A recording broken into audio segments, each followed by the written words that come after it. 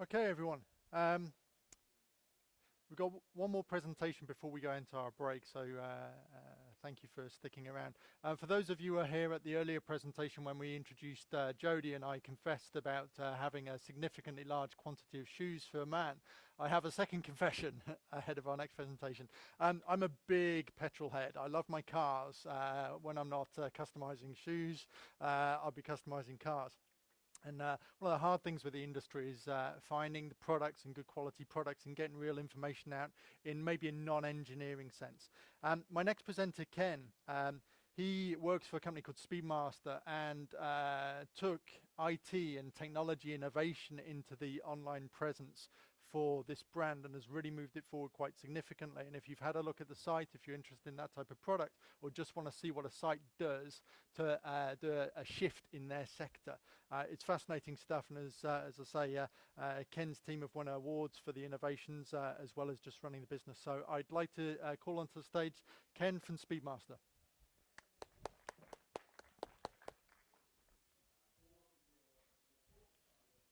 Can everybody hear me? Before I begin, I would just like to thank everyone for coming. It's really important as an online community that we come here to share experiences with each other and help grow the community as a whole, especially within Australia. So I'd just like to thank everyone for coming.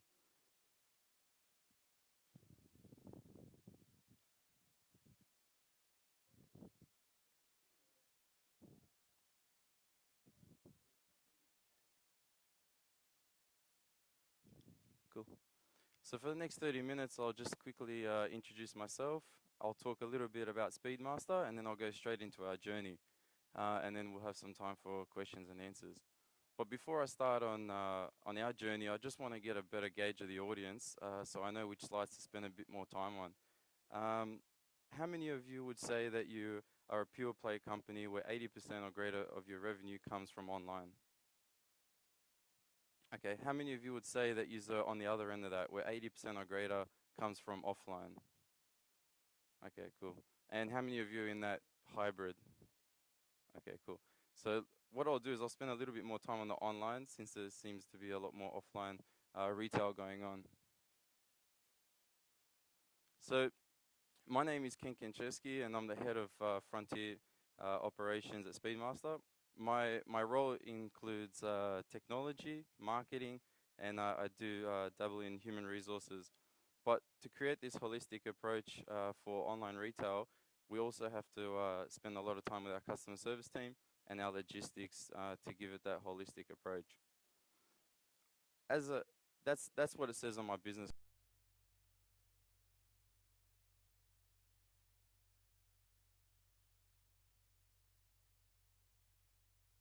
In my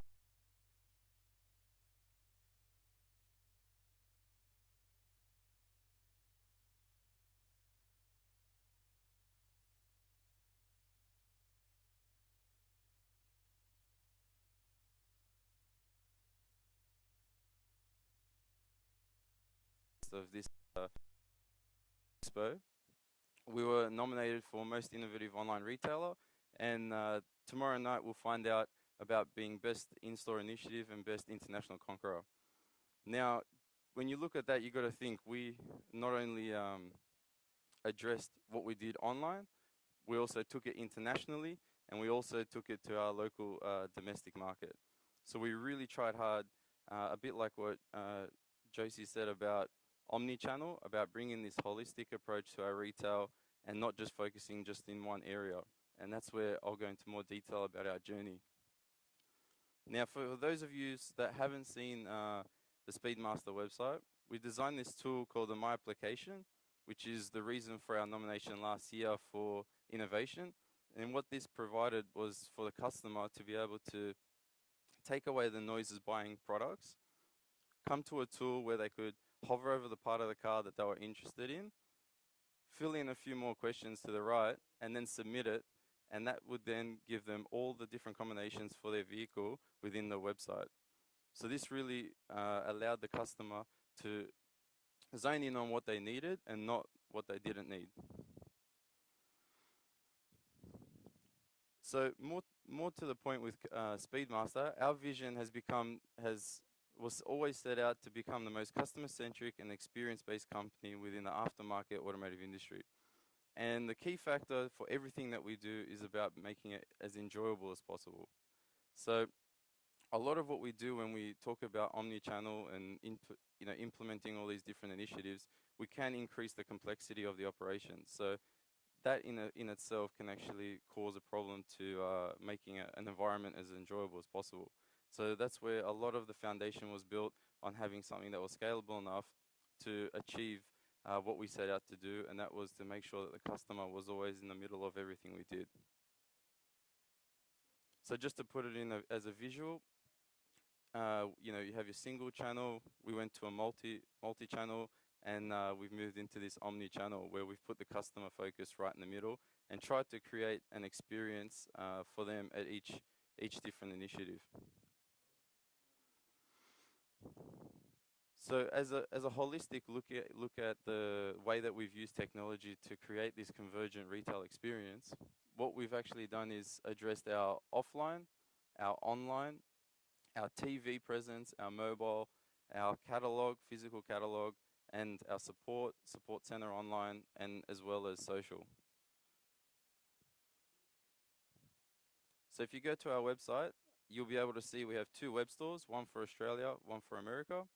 We have a support center, tools, a media room, a My Application, which is what I talked about earlier, a live chat, a blog, and video tutorials. Now, one thing that we're very proud of at Speedmaster is that we have customers, the average time for a customer on the site is at 7 minutes. So for us, we know that we want to facilitate the communication and the relationship between us and the customer, and we felt that all these different tools would achieve that for us. But we didn't feel like that was enough.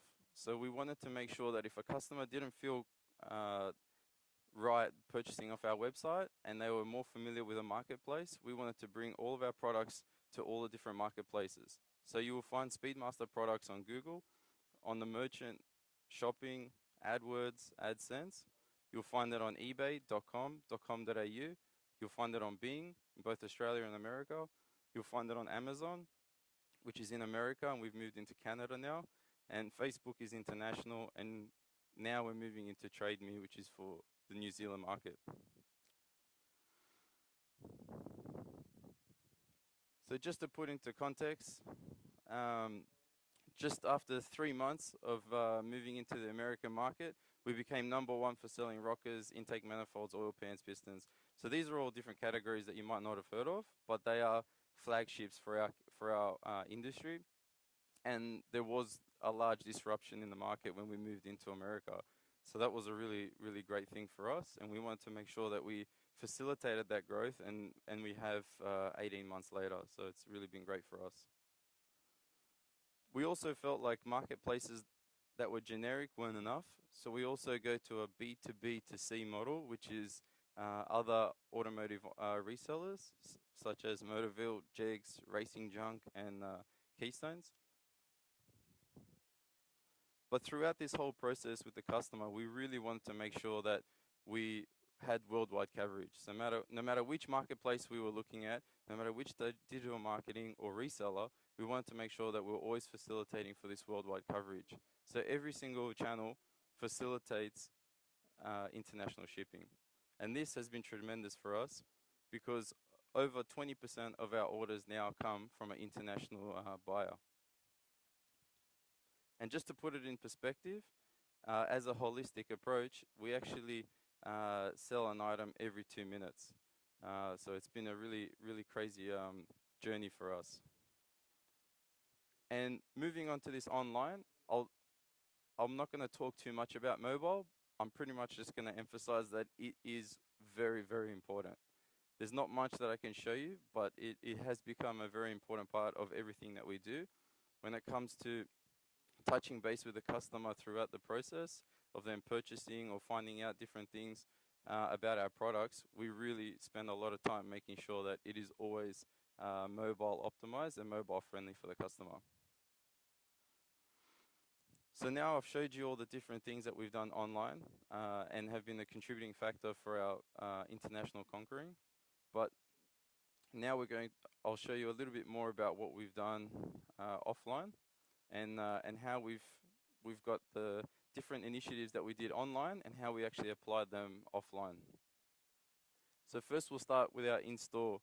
So we went away from the conventional front counter products up on the wall, and we moved away from that. We decluttered our front counter, and the My Application tool that you actually see online, we actually built that physically, and we put that in our front counter. That's also available at shows that we visit, where a customer is actually able to walk straight in and touch and feel all the different products, and then if they have any questions, they're able to talk to a customer service rep who has a tablet that's able to identify the products through the My Application tool and give our customer service team the right tools to be able to answer any questions that the customer might have if they were to ask them online. And more importantly, they're able to show this on a larger screen if there's anything else that they need to be shown. And go through, if they would like to purchase something, go through the whole checkout process. And the most important part is having the ability to centralize the customer's details. So if they have bought off a different marketplace, when they come to our in-store, we actually have their history of their purchases in-store that we're able to also apply and see what previous purchases they've had. And for the customers that are not too interested in purchasing when they've walked in but want to go home with something,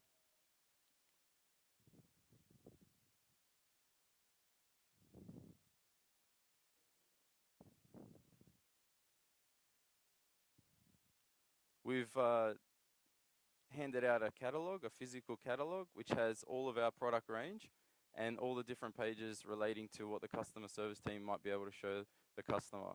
And more importantly, there are QR codes throughout the catalog that'll actually take them to the section of the website that the customer service rep was showing them. So that's how we felt that we could bring our online presence to our offline presence and even for the customer to be able to take it home with them.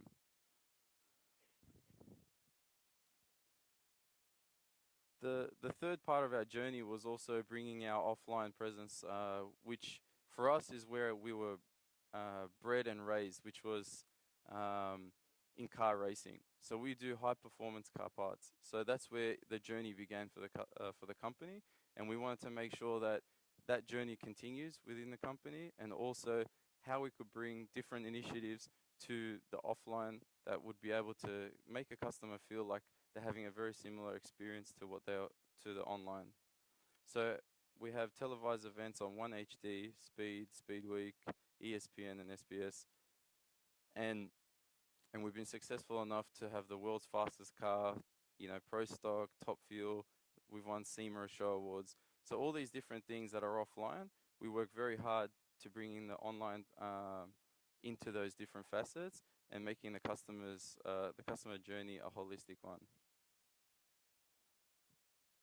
And lastly, which for us is becoming the most important part, is the social and support. So making sure that whenever a customer is communicating with us, a lot of the time someone might look at something on eBay and then buy it off our website and communicate to us through Twitter. And sometimes they talk to us on Facebook and then they go to our website and then they buy off Amazon. So this journey of the customer communication and actually following them and making sure that whichever part of the journey they're on, we're a part of it and making sure that we know what's going on. And we're able to do this with, designing a simple customer service tool that enables us to capture all this communication with the customer and have our customer service team between America and Australia both leveraging the resources that we have both in speed and the quality of our replies depending on what the email is.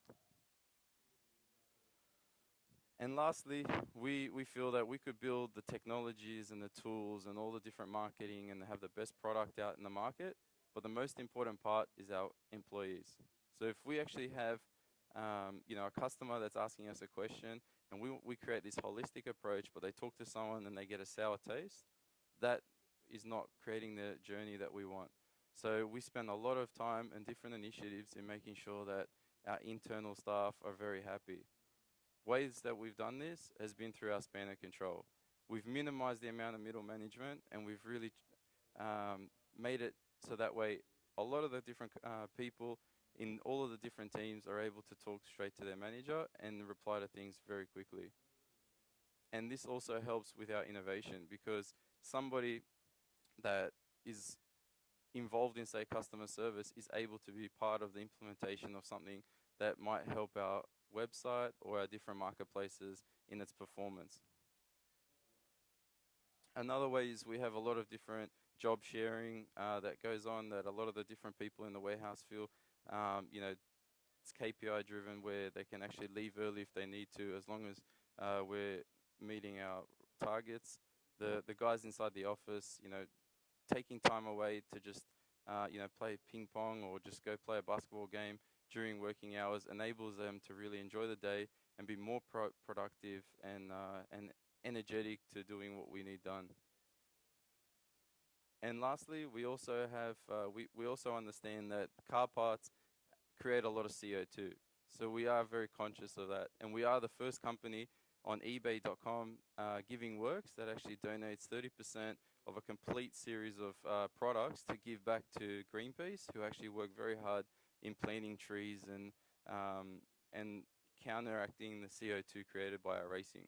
And we also have a lot of internal initiatives such as paperless operation, efficient packaging, solar panels, and rainwater to really counteract the things that we're doing. So this is the holistic approach and the different things that we've done to help us achieve a convergent retail experience at Speedmaster with technology. Thank you, everybody.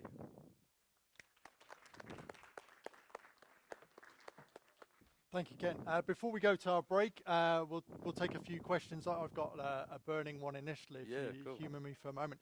So you talked a lot initially about disruption, and for those that don't or aren't familiar with the custom automation product industry, which actually I am, is your website is quite innovative compared to the competitors, and especially the in-store experience as well. You saw a brief glimpse of the tablet earlier. Now, you've pushed the boundaries a little bit for what would be typically in your sector. What are the next type of things that you're looking at introducing, say, over the next few years? Where's your digital dollars getting invested in? I guess I can't share too much about it, but I definitely feel like what JC said. It's 3D printing is just massive. Being a manufacturer, that's where we're in the plan and design phase of all of our products. So moving into having that. Like she said, you know, having the ability for customers to be able to print out the latest and greatest parts is really a big thing for us. So is that a disruptive threat to the logistics industry, perhaps? Yeah, definitely. Yeah. But we're not in logistics. So it doesn't matter for you So guys. Any questions from the audience members? No, right, thank you. In which case, Ken, thank you very much and enjoy your break, and we'll see you later.